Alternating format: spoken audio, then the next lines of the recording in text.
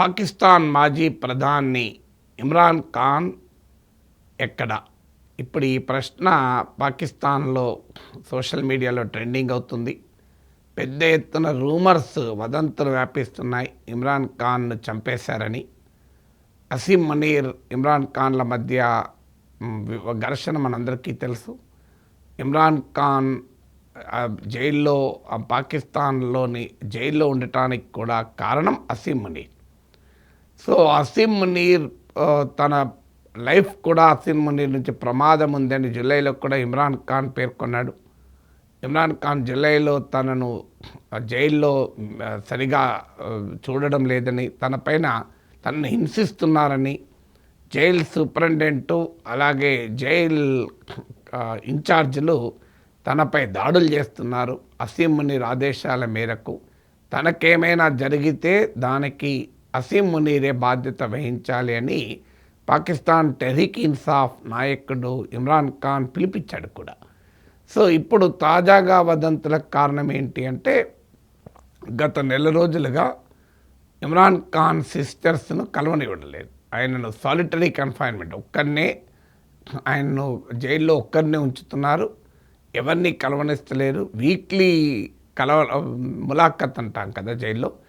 Imran ఖాన్కున్న 3 sisters కలవాలని చూస్తే కూడా ఎవరికీ కలవనివ్వలేదు. ఆల్రెడీ సిస్టర్స్ జైలు ఎదుట నిరసన కూడా మొదలుపెట్టారు. వారిపై కూడా భౌతికంగా పోలీసులు దాడి చేశారని వార్తలు వస్తున్నాయి.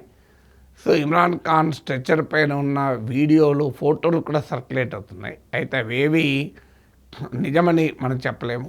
డాక్టర్డ్ కావచ్చు, క్రియేటెడ్ కావచ్చు.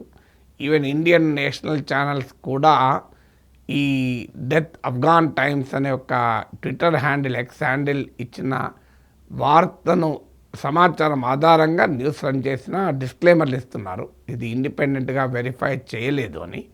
ఇప్పటికీ పాకిస్తాన్ ప్రభుత్వం కూడా ఖండించలేదు, ఎవరు ధృవీకరించలేదు. కానీ 72 year old Imran Khan already జైల్లోనే మర్డర్ చేశారు అనేది ఇప్పుడు వస్తున్న వదంతులు. ఒకవేళ ఇదే నిజమైతే పాకిస్తాన్ మరో అంతర్యుద్ధాన్ని చూడే ప్రమాదం కూడా ఉంది. ఆల్రెడీ వేల సంఖ్యలో ఇమ్రాన్ ఖాన్ మద్దతుదారులు జైలు వద్ద గుమిగూడారి వదంతులు విని అని వాళ్ళు నిరసన కూడా తెలుపుతున్నారని మీకు గుర్తుండే ఉంటుంది. గతంలో ఇమ్రాన్ ఖాన్ పిలుపు మేరకు పాకిస్తాన్ తెహ్రీక్ ఇన్సాఫ్ మద్దతుదారులు లాంగ్ మార్చ్ కూడా జరిపారు ఇస్లామాబాద్కు. లక్షల సంఖ్యలో జనం రోడ్ల మీదకి వచ్చారు. ఈవెన్ ఆర్మీ ఎస్టాబ్లిష్మెంట్పై కూడా అటాక్ చేశారు. పాకిస్తాన్లో ఎలాంటి నిరసన ఉన్నా ఆర్మీ ఎస్టాబ్లిష్మెంట్పై దాడి చేసే సాహసం ఎవరు చేయరు. కానీ పీటీఐ మద్దతుదారులు చేశారు. ఆ తర్వాత ఎన్నికలు జరిగితే పాకిస్తాన్ తెహ్రీక్ ఇన్సాఫ్ను పోటీ చేయనివ్వకపోయినా ఇమ్రాన్ ఖాన్ సపోర్టర్లు ఇండిపెండెంట్గా పోటీ చేసి పాకిస్తాన్ పార్లమెంట్లో 100 seats పైన గెలుచుకున్నారు. విచిత్రం ఏంటంటే ఇప్పుడు అధికారంలో ఉన్న షెబాజ్ షరీఫ్ పార్టీకనే ఎక్కువ సీట్లు వచ్చాయి. సో కానీ వారు ఇండిపెండెంట్గా గెలవగలిగారు. సో అందువల్ల ఆ ఎన్నికలు ఫెయిర్గా జరిగి ఉంటే బహుశా ఇమ్రాన్ ఖాన్ పవర్లోకి కూడా వచ్చేవాడేమో.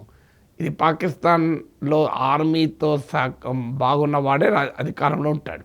ఇప్పుడు నవాజ్ షరీఫ్ ప్రైమ్ మినిస్టర్గా ఉన్నప్పుడు ఇదే ఆర్మీ నవాజ్ షరీఫ్కు వ్యతిరేకంగా కుట్రలు పన్ని ఆయనను గద్దెదించి ఆయన దేశం విడిచి పారిపోయేలా చేసి ఇమ్రాన్ ఖాన్ను ఎన్నికల్లో రిగ్గింగ్ చేసి, ఆర్మీ ఇమ్రాన్ ఖాన్కు మద్దతుగా ఎన్నికల్లో రిగ్గింగ్ చేసి ఆఖరికి ఆయనను ప్రైమ్ మినిస్టర్ పొజిషన్లో కూర్చుండబెట్టారు.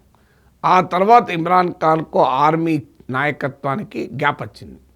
సో ఆ ఆర్మీతో ఆ గ్యాప్ కాస్త ముదిరి చివరకు ఆర్మీ ఇమ్రాన్ ఖాన్ను తొలగించి ప్రతిపక్షాలకు అధికారాన్ని కట్టబెట్టడంలో కీలక పాత్ర పోషించింది. ఇమ్రాన్ ఖాన్ వాదన ఏంటి అంటే, ఈ పాకిస్తాన్ ఆర్మీ, అమెరికా కలిసి తనపైన కుట్ర పన్నుతున్నారు అనేది ఇమ్రాన్ ఖాన్ వాదన. దీని వెనకాల అమెరికా ఉంది అని. ఎందుకంటే అసీం మునీర్ డొనాల్డ్ ట్రంప్ ప్రేమాయణ మనందరికీ తెలుసు కదా. సో అందువల్ల ఇమ్రాన్ ఖాన్ ఆరోపణల కారకంగా బలం కూడా చేకూరింది. సో ఇమ్రాన్ ఖాన్ ఆర్మీ మద్దతుతోనే అధికారంలోకి వచ్చాడు. ఆయన ఏమీ ప్రజాస్వామ్యయుతంగా జరిగిన ఎన్నికల్లో గెలిచి రాలేదు. ఆర్మీతో ఘర్షణ పడే బయటకు వెళ్ళిపోయాడు. అదే నవాజ్ షరీఫ్ ఆర్మీతో ఘర్షణపడి అధికారాన్ని కోల్పోయాడు. ఇప్పుడు ఆయన సోదరుడు షబాజ్ షరీఫ్ ఆర్మీ మద్దతుతోనే మళ్ళీ అధికారంలో ఉన్నాడు. అంటే పాపులర్ ప్రభుత్వాలు పాకిస్తాన్లో ఉండవు.